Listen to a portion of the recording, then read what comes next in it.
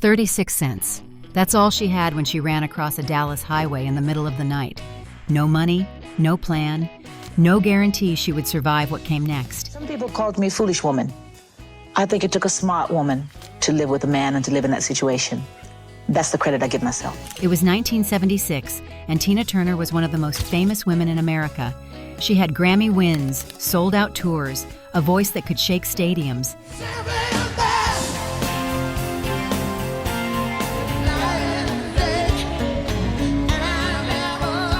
And she was running for her life from the man who had made her a star. Most of my hardships came while I was young, growing up. And in the last days, when normally people suffer from old age and sickness, my happiness came. For 16 years, she had performed through bruises, through broken bones, through a marriage that was slowly killing her. The audiences never knew. The industry never intervened. She smiled on stage while dying inside. That night in Dallas, she stopped dying. She started living. This is the story of how Tina Turner escaped, rebuilt herself from nothing, and became the queen of rock and roll on her own terms. Anna Mae Bullock came into the world on November 26, 1939, in Brownsville, Tennessee. Her parents, Floyd and Zelma, were sharecroppers, poor, struggling, and already fracturing by the time their daughter arrived. The family picked cotton to survive. They lived in the kind of poverty that leaves marks on a person long after they've left it behind. But poverty wasn't the only thing shaping young Anna Mae. Violence ran through her childhood home like a current. Her father was an abusive man, and her mother endured years of his cruelty before making a decision that would define Anna Mae's early life. When Anna Mae was 11 years old, Zelma fled. She left the marriage, she left Tennessee, and she left her daughter behind. Anna Mae was sent to live with her grandmother, a strict woman who provided structure but little warmth.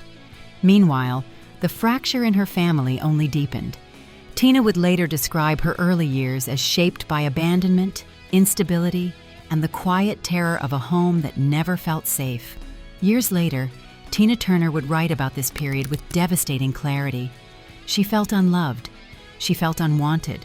She felt like a burden that had been passed from one reluctant guardian to another. These weren't dramatic exaggerations for a memoir. They were the emotional truths of a childhood defined by abandonment and instability. But there was one place where Anna Mae found something different.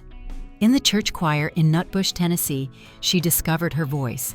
Singing wasn't just a hobby or a talent, it was an escape hatch. When she sang, she could be somewhere else, someone else. She started dreaming about show business, about stages far from cotton fields, about a life where her voice could carry her away from everything she wanted to forget. These weren't idle fantasies. They were survival strategies. By the time she was a teenager, she had internalized a painful lesson. Depending on other people led to disappointment. The only person she could count on was herself. The only thing that felt truly hers was her voice. At 16, Anna Mae made her own escape. She moved to East St. Louis, Illinois, where her mother had resettled. It wasn't a warm reunion. The relationship between mother and daughter remained complicated. But it was a new city, a new start, and access to something Anna Mae had been craving: a real music scene. East St. Louis in the mid-1950s was alive with rhythm and blues. Clubs lined the streets. Musicians played late into the night. For a teenager with a powerful voice and dreams of something bigger, it felt like the doorway to another world. She had no idea that the doorway she was walking through would lead her into the arms of a man who would shape her entire existence, for better and for much, much worse. The club was called Club Manhattan, and it sat in the heart of East St. Louis's R&B scene. Anna Mae started showing up regularly, drawn by the music and the energy, and the feeling that something important was happening in those smoky rooms. One night, she worked up the courage to get on stage and sing. The bandleader noticed her immediately. His name was Ike Turner, and he led a group called the Kings of Rhythm. Ike was already a known figure in the music world, a talented musician, a shrewd businessman, and a man with an eye for raw talent. When he heard Anna Mae's voice, he recognized something special. He invited her to join the band. For Anna Mae, this was everything she had been dreaming about since those church choir days in Nutbush. A real band, real stages, a real shot at the life she had been imagining for years. Ike took her under his wing. He gave her vocal lessons. He polished her raw talent into something more professional. He also gave her a new name, Tina Turner. The name wasn't a gift, it was a brand. Ike would later trademark it. Legally, the name belonged to him. The girl who had spent her childhood feeling like she belonged to no one now had an identity that someone else could claim as property. In March 1960, Ike had Tina record a song called A Fool in Love. It was supposed to be a demo, a rough sketch for another singer. But Tina's version was so undeniable that Ike released it as a single. The song shot to number 2 on the Billboard R&B chart. Overnight, Tina Turner became a star. The success launched the Ike and Tina Turner Revue. They were a sensation, one of the most electrifying live acts in America. Tina's stage presence was volcanic. Ike handled the business, the arrangements, the decisions. Tina delivered the performance. They married, reportedly in 1962. From the outside, it looked like a partnership, a power couple. Two talents combining forces to conquer the music world. From the inside, it was something else entirely. The abuse started immediately. Ike began hurting her on their wedding night. She later described degrading situations and violence that escalated into a pattern of control. The cruelty wasn't occasional. It became the texture of their marriage. And yet the Ike and Tina Turner Revue kept performing, kept recording, kept building a legacy that would span the decade. On stage, she was fire. Backstage, she was a prisoner. The hits kept coming through the 1960s. It's gonna work out fine. I idolize you. Poor fool. Tra-la-la-la-la. The Ike and Tina Turner Revue dominated the R&B charts and earned a reputation as one of the greatest live acts in the country. Critics praised their energy. Audiences packed their shows. In 1966, legendary producer Phil Spector brought them into the studio to record River Deep, Mountain High. Spector poured everything into the production. It was his most ambitious work. The song became a massive hit in the United Kingdom and cemented Tina's international reputation.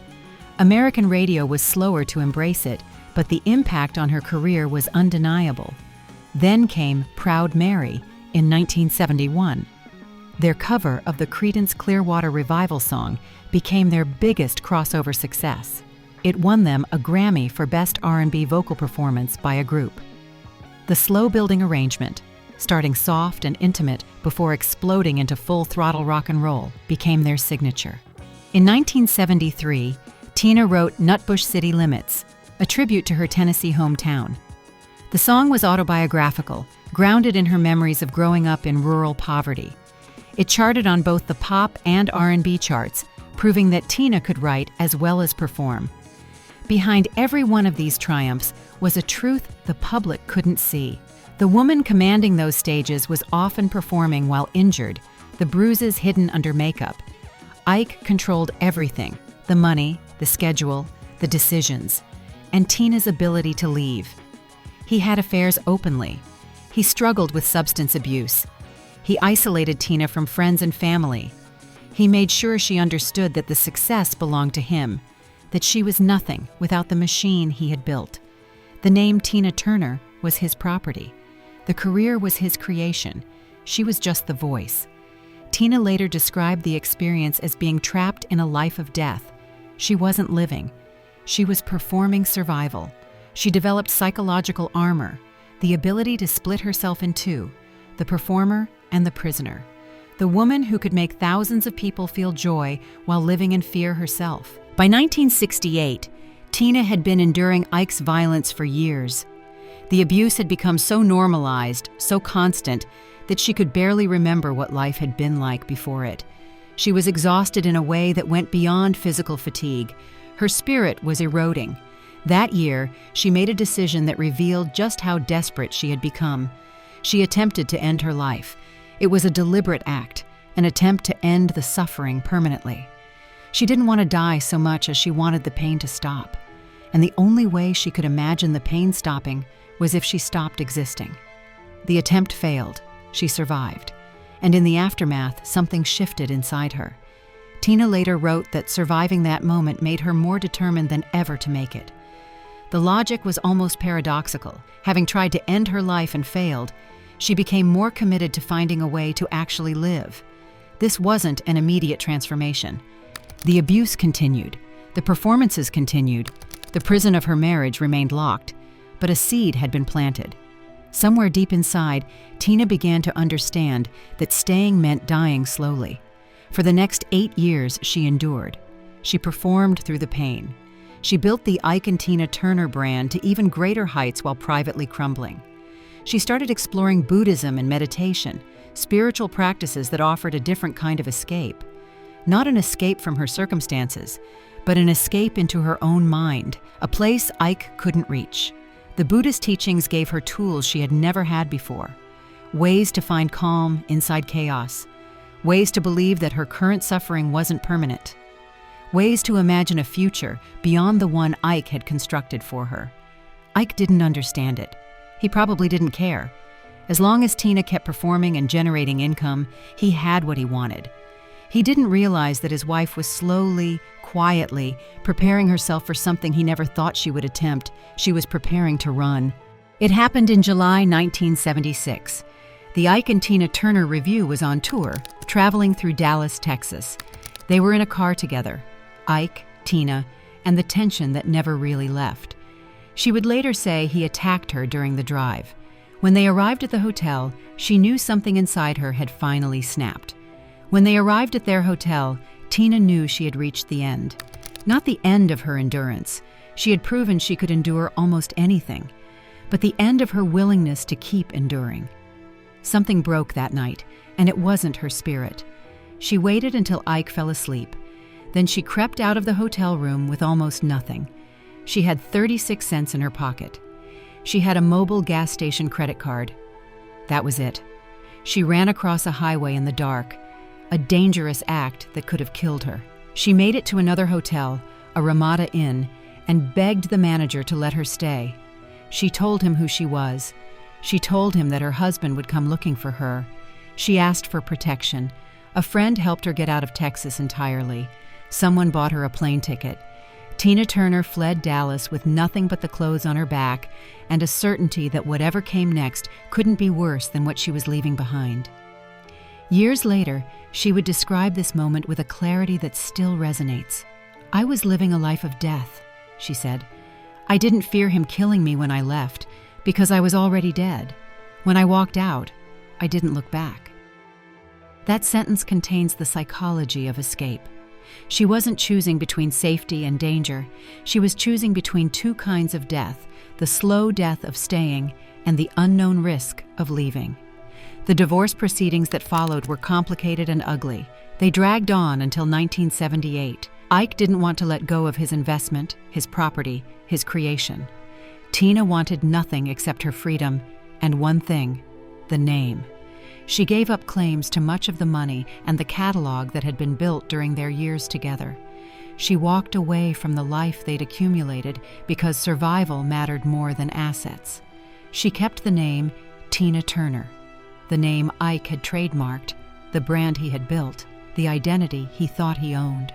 It was the one thing she refused to surrender. And in choosing it over everything else, she was declaring something profound. The name would mean something different now. It would belong to her. Freedom came with a price. Tina Turner walked away from her marriage with almost nothing, financially, professionally, or socially. The music industry had largely moved on. She was a name from the past, associated with a duo that no longer existed. She did what she had to do. She cleaned houses for income. She took whatever work helped keep the lights on. She took any singing gig that would have her, no matter how small. Vegas lounges, smoky cafes, places where she performed her old hits for audiences who barely remembered them. She relied on food stamps and welfare to make ends meet. It would be easy to frame this period as purely tragic. But there's another way to see it. For the first time in her adult life, Tina Turner was free. The money was gone, but so was Ike. The fame had faded, but so had the fear. She was building something from scratch, and everything she built would actually be hers. The Buddhist practices she had discovered during her marriage became central to her daily life. She chanted, She meditated. She worked on healing not just her body, but her mind and spirit. She also found a new manager, Roger Davies. He believed in her when almost no one else in the industry did. He saw what she could become as a solo artist, not what she had been as half of a duo. Together, they started strategizing a comeback.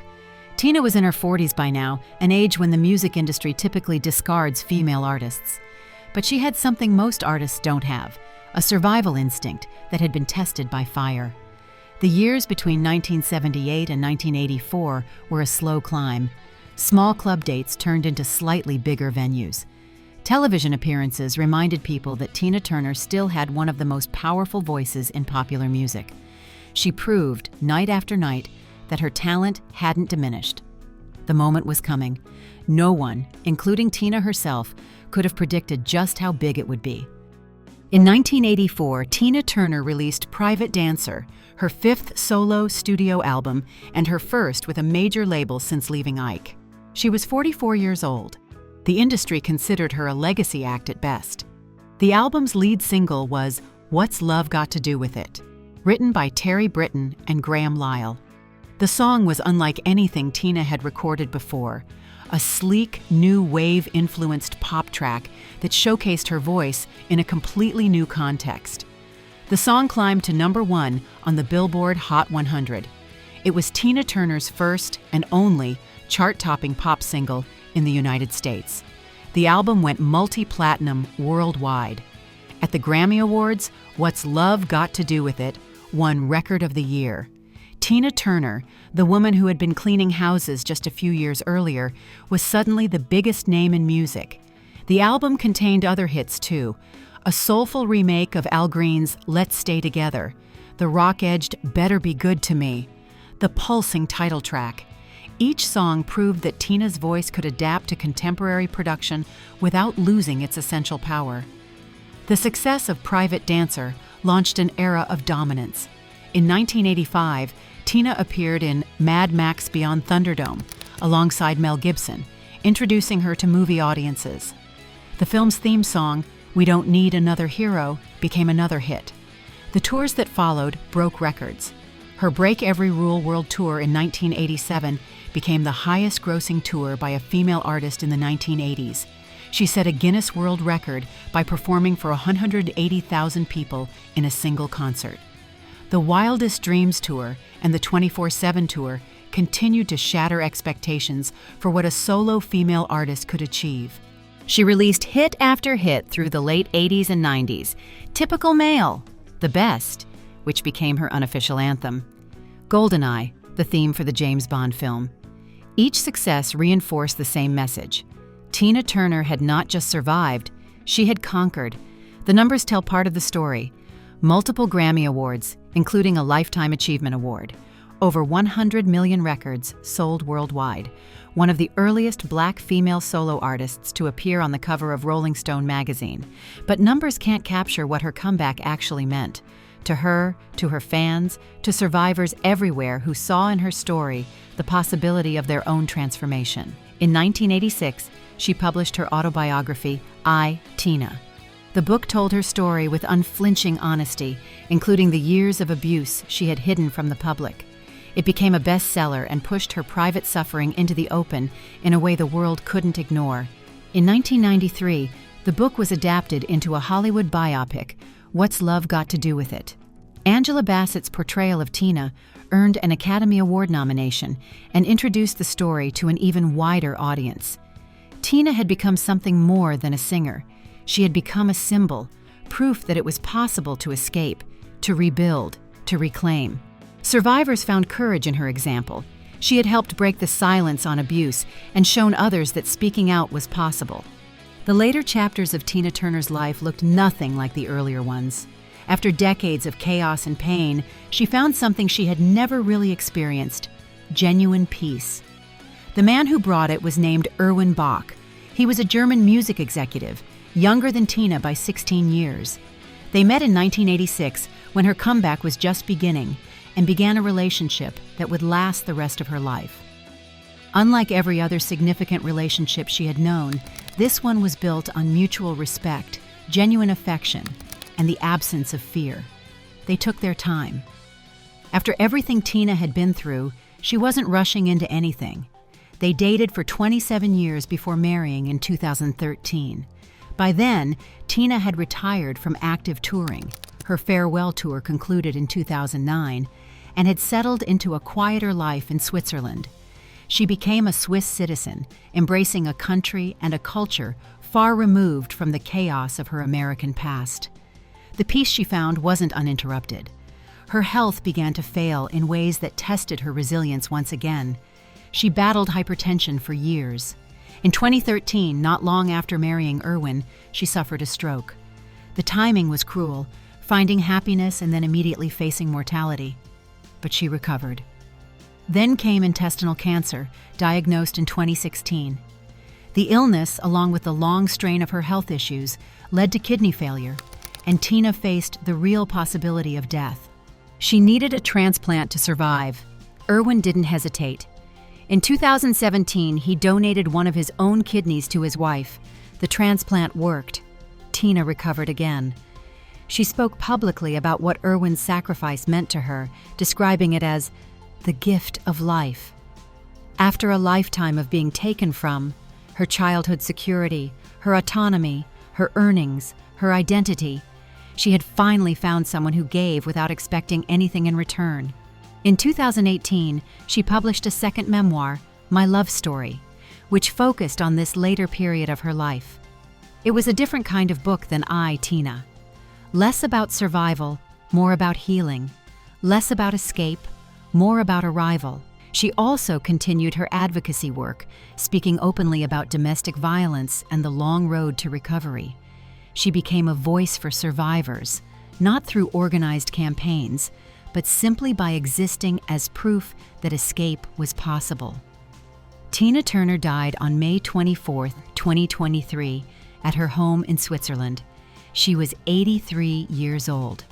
The obituaries that followed praised her voice, her stage presence, her hits, her influence. They called her the Queen of Rock and Roll, and she had earned that title many times over. But the title doesn't capture what made her story remarkable. Plenty of artists have had hits, plenty have commanded stages. What set Tina Turner apart was what she survived to achieve those things, and who she became in the surviving. There's a particular kind of courage Tina Turner carried that's hard to name but easy to feel. It wasn't loud or dramatic by the end of her life. It was steady. It was the courage of someone who had seen the worst of what people could do and still chose to keep her heart open, her voice strong, and her spirit intact. What makes her story extraordinary isn't just that she became a superstar, but that she refused to let the darkest parts of her past define the ending. She turned pain into power, shame into honesty, and private suffering into something that helped other people feel less alone.